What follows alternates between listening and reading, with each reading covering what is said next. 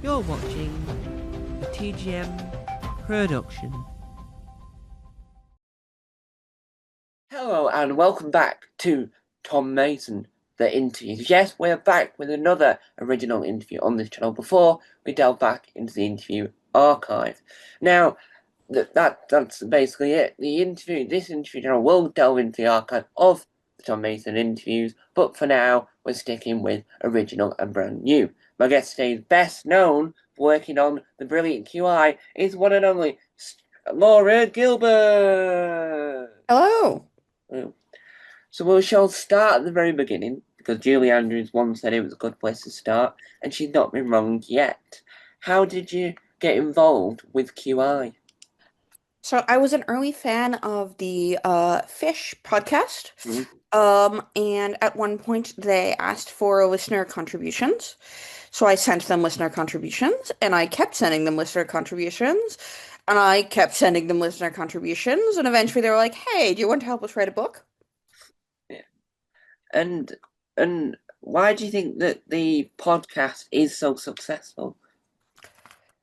It is one of the only podcasts I've ever listened to where I cannot even keep a straight face in public. I have burst out laughing on public transport so many times listening to Fish. Yeah.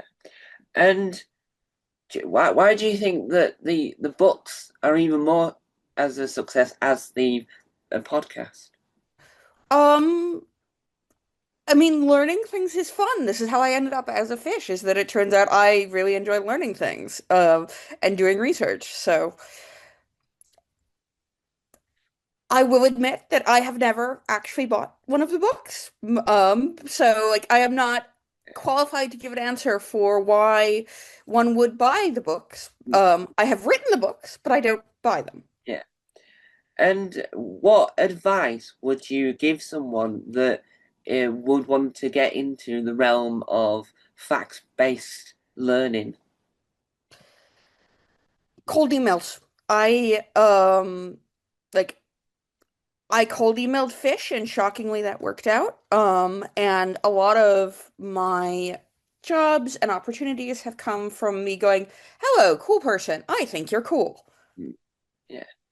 And one of the other things you have done in your life is what was it like studying MA in political science at the University of California? So I am an academic, so I was in a PhD program. It was much like any PhD program, in that you write papers. They start out quite bad. Hopefully, by the end of your PhD program, they're a bit better.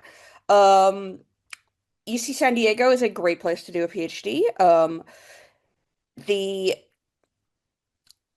There are a few other places I think where the students are as happy. Yeah, The stipends suck. Everyone knows the stipends suck, but the professors are really nice, and it turns out that that makes the difference in a PhD. yeah. And what is your key bit of advice for anyone that wants to do a PhD? Um, Again, just like talking to people and networking really does matter. I'm aware it's horrific and you don't always want to do it, but like I got the QI job from cold emailing. I a little bit got into my PhD from actually both PhD programs that I've been in, I got in from cold emailing. That in undergrad, I emailed a neutrino physicist I thought was super cool and was like, "Hey, can I work with you for the summer?" He ended up being my advisor during my physics PhD program. And when I was deciding to leave physics, I was extremely on Twitter, as I continue to be. It's probably bad for me, but whatever.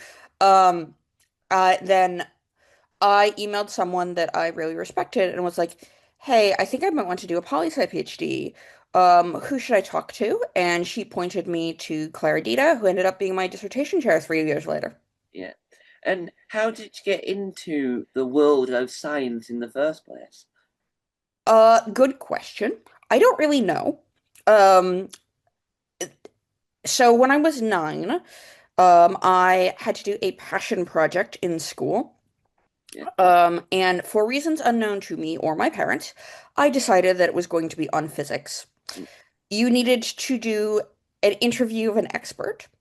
My parents, being normal human beings, were like, we don't know any experts on physics. Um, so my poor father calls the local university and is like, hey, I have a 9-year-old that wants to talk to a physicist. And my later mentor agrees to this and spends like 2 hours talking to me, a 9-year-old, about particle physics, and I was hooked. I ended up working with Andy, my mentor, for a number of years. He mentored me throughout high school. I took some classes at the university in physics. He helped me get my first job in physics. Like the moral of the story is that Andy White is an amazing human being. Yeah, and why do you think that science is so important to the world? Science is how we get better lives. That innovation is how things get better. If we do things the same way that we have always done them, life will be roughly the same. And for most of human history, that life has been nasty, British, and short.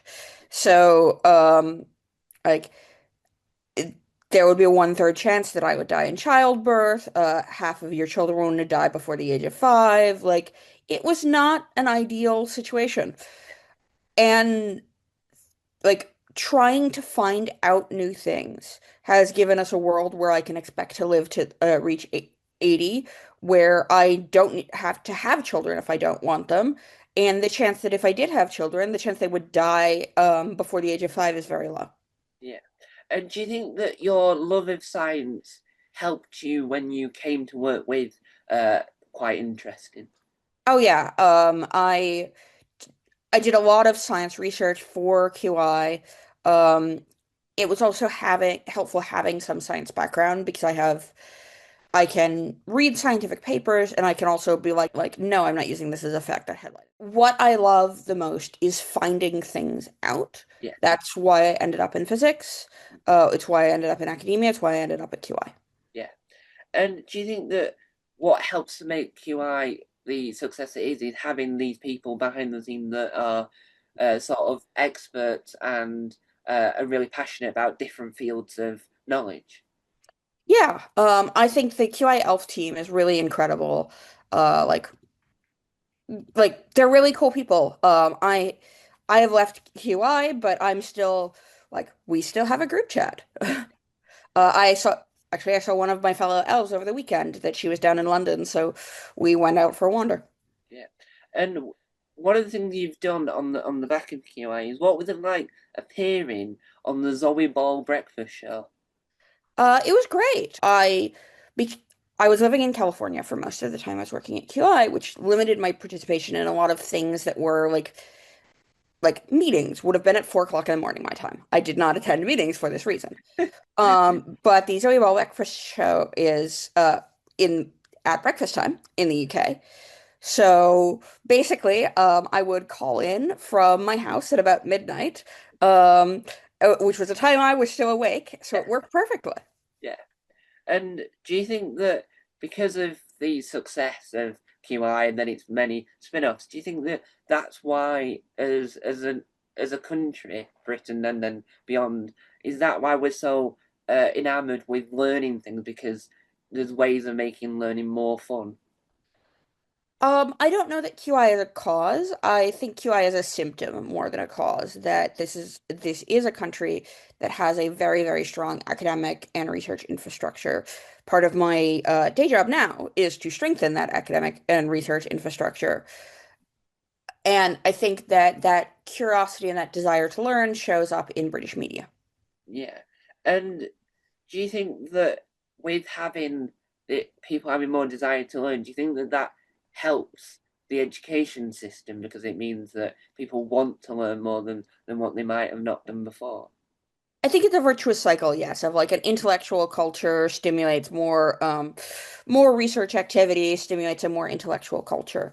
Certainly, there are things about the British culture that I think could be more intellectual. I could do without, say, British tabloid culture, and I think that Britain is relatively intellectual on the scale of countries. It could be more intellectual. Yeah.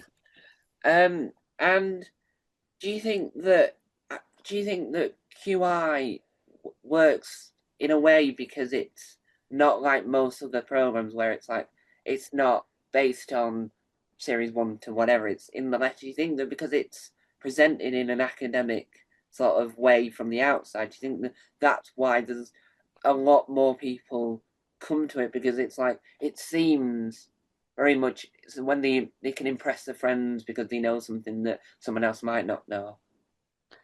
I'm not sure. I think it's hard for me to tell why a television show is successful because I am frankly a very strange person, and therefore I do not have a good sense of like what makes something popular.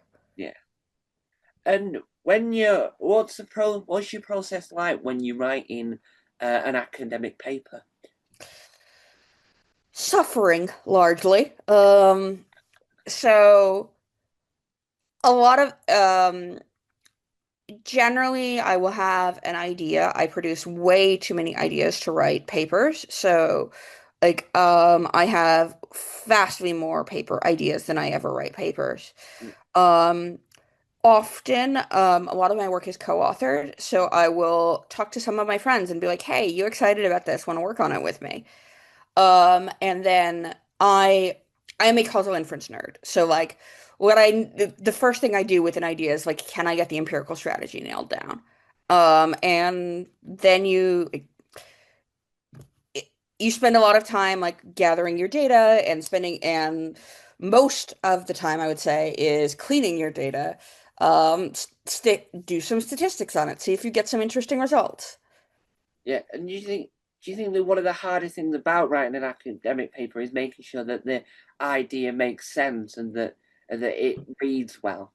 Oh no, that is the easiest part about writing an academic paper. I have so many paper ideas. My friends can tell you that I am just like giving them, I am like, I don't have time to write this paper. Yeah, Be good paper. Don't have time for it. Please write it for me.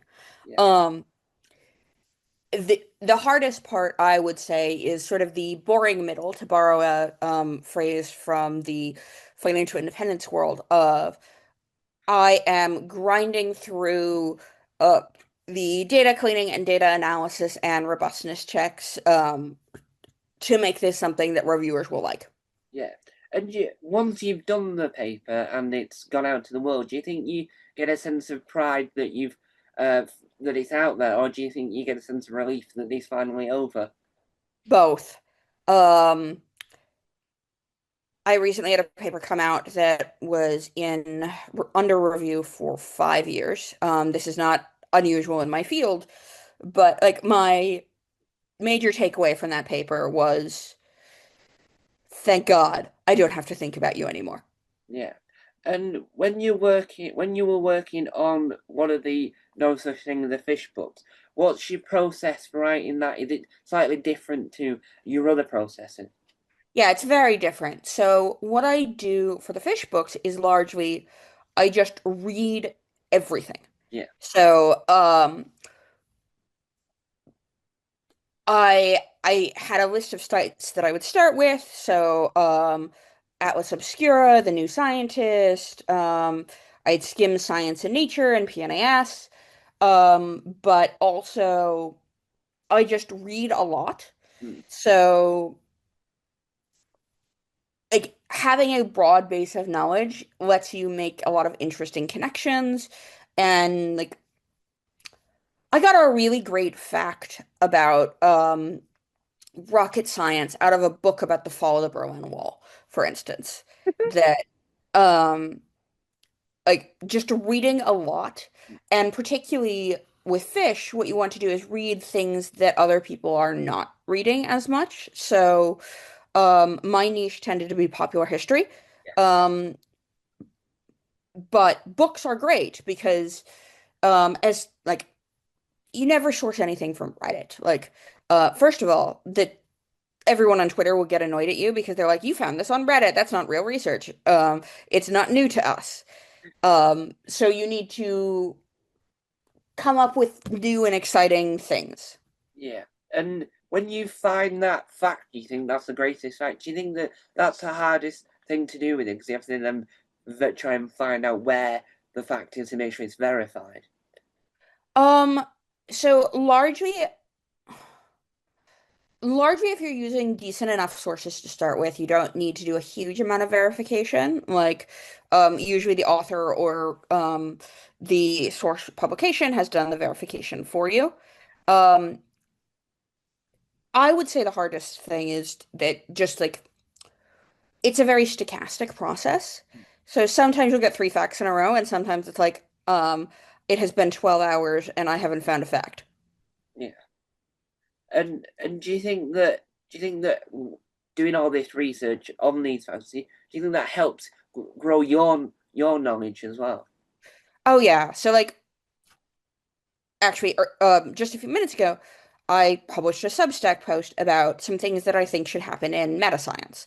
Um, this it's a post about like the process of doing science and how science should be funded. There is a bonus section about 19th century art history in this blog post, in case you wanted it. Yeah, There is also a random digression about Argentinian human rights. yeah, So yes, like I love learning things, and QI and some of my other jobs have just let me keep on learning a huge amount of things. And you end up with some weird connections. yeah. And how did you get started writing your blog post? So I have always written that like I the blog in particular was started because I'd written some pieces for some magazines, and then there was a fellowship program to start a Substack, and it felt like everyone I knew was starting a Substack, and I should start a Substack too. Yeah. And And now it is grant supported, and 1,000-ish people read it, blah blah blah. yeah. And one of the things you've done, and it's all really impressive, because it proves the point that I'm not as intelligent as I thought I was. How did you get into quantitative social science? So that is political science. Also, as first feeling not as smart as you thought you were, I have that feeling basically every day. Um, Ask my friends. Like I had a whole crisis yesterday about how all of my friends are smarter than I am, and I don't know what I'm doing with my life. Um, so when I decided to leave physics, I was on a fellowship, which meant that I was paid by an external source. Mm, I My department therefore did not care what I did at all because they were not paying me. They did not care. I had about a year of that fellowship left, mm, so I was like, okay, I can take any classes in the university for free because my fellowship covers it. And I get paid. And basically I can find out what I want to do. yeah, I went through the course catalog for the university and picked out some courses that I thought were interesting yeah, and basically just signed up for them. yeah, So I just showed up in some master's programs out of our policy school, mm, and that went shockingly well. yeah, yeah. And do you think I had to that point taken one political science class, so that could have gone much worse than it did. why do you think that further, I'd say, further education in university, why do you think that that's so important when it comes to developing the next the next big revelations? Oh, of course it's important. You don't like education up until you're 18 does not give you a good sense of like what the cutting edge knowledge is. You are learning things that we have like learned in approximately 1900 Yeah, or before of like this is how you do algebra. This is maybe how you do calculus. Here are some proofs. This is but university should get you to at least closer to the cutting edge where you can have new ideas that are genuinely new. yeah. And do you think why? So when you hear a lot about university, it's always some scientists in this university has come up with some incredible thing that no one was thinking of. Do you think that that's another angle of why universities are so important? Because you can have people spending like 4 years creating the next robot that can walk even closer to the door than the other robots. Yes, I like, as I said, innovation is key to growth. So, innovation is like, in some sense, it's the only thing that we should care about. I like one of my day job, I am like trying to forecast the next breakthroughs in science. And so like I think every day about like what are the breakthroughs in science that could change the world. Yeah. And you mentioned there about breakthroughs in science. Is that more common than the general public would think? There's more breakthroughs in science than are publicly known. Oh yeah. Most breakthroughs in science do not necessarily have, well, I will quote from my friend Matt Clancy here that it generally takes about 20 years for something to go from science to technology. So most of the breakthroughs in science are like, first of all, they're relatively small. They're quite niche. They're like, this is like, I have shown that this gene does this thing, or like, I have improved the throughput of this thing. Mm, And as headlines go, yeah, that's pretty terrible. It takes a lot of explanation of like what that involves, like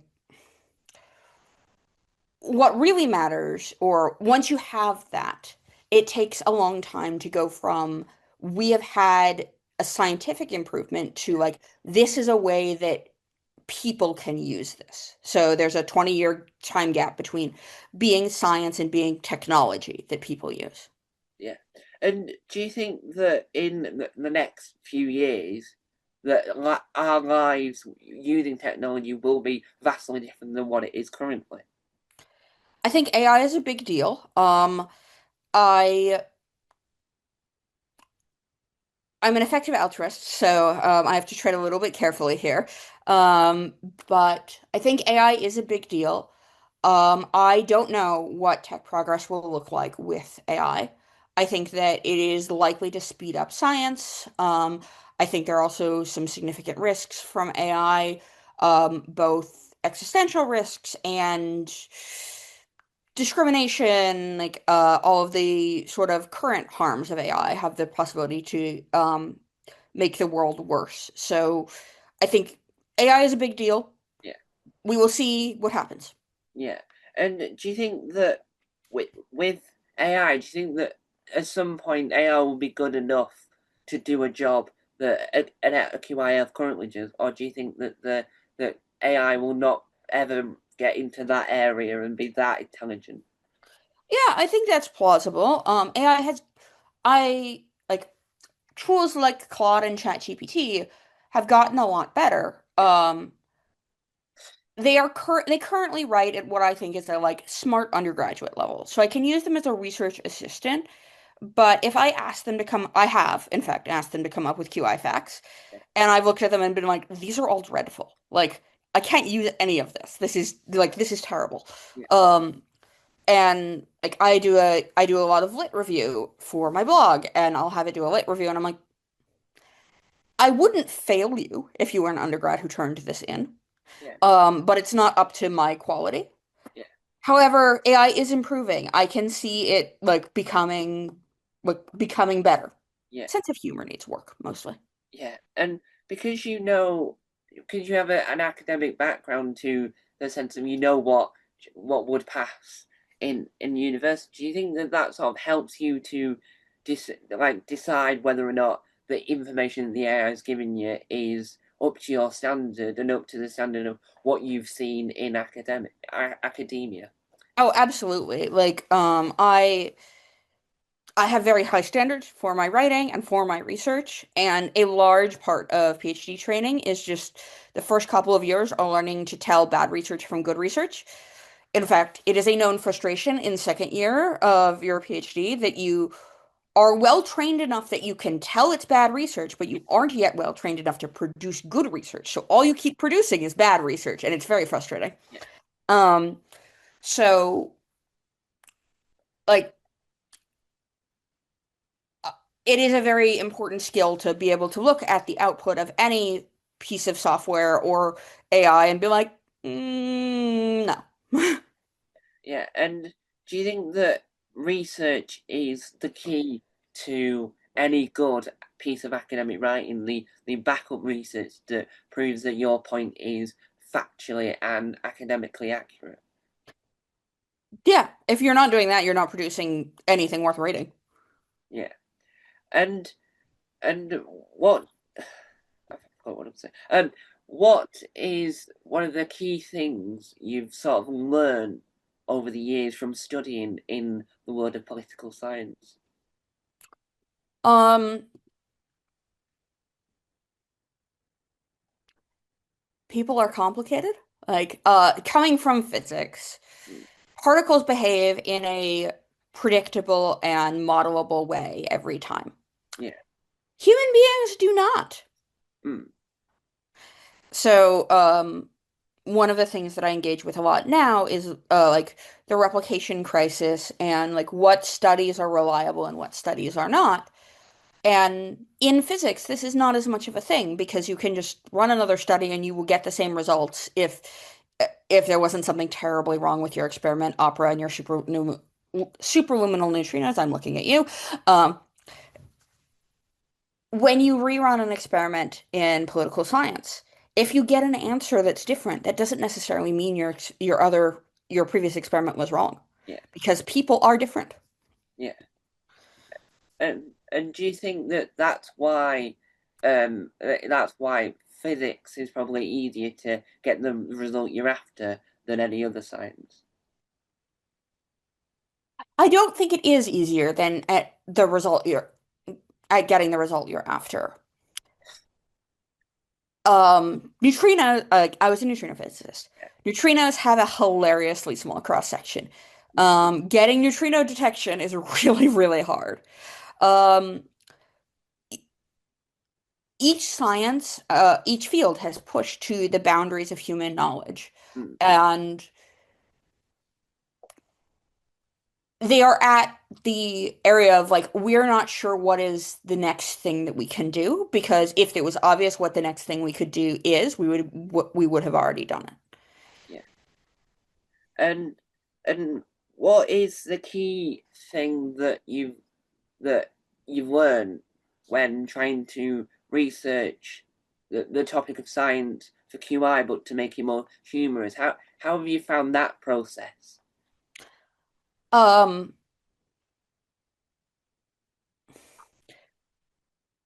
I don't think I have a really good explanation for that. The answer is just like, I make jokes. This is a feedback process of like what jokes land, what jokes don't, and then you get a sense of what jokes will do well and what won't. Yeah.